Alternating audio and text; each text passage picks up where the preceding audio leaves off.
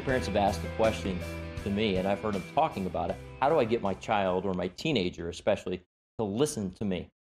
That's a commonly asked question. It doesn't matter whether you're in church, out of church. It's just an issue of we as parents want our teenagers, our children, to listen to us. Well, quite frankly, many times it's because we want them to hear what we have to say, and we want them to do what we want them to do. And that's a common want. That's a common desire.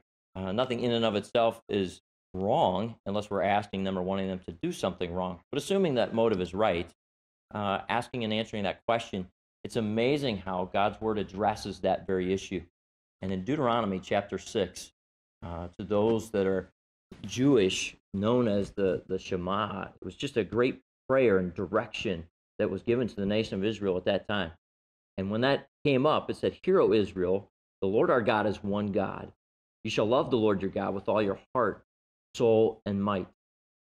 And in that, he was telling them, okay, along with this, you are not only, as you love, you're to demonstrate that by diligently teaching your children.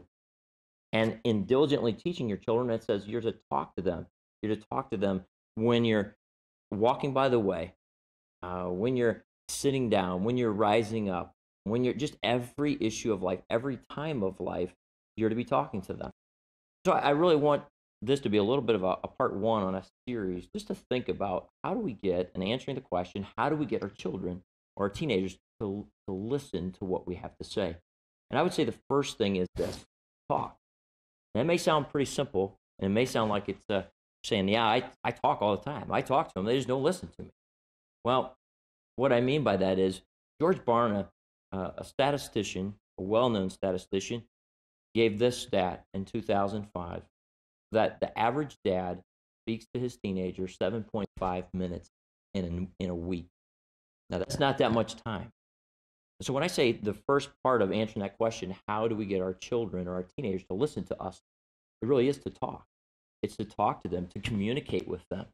And I think we struggle with that sometimes. Or we are very selective and we just say what is on our minds and what we have to tell them as a directive. You need to do this.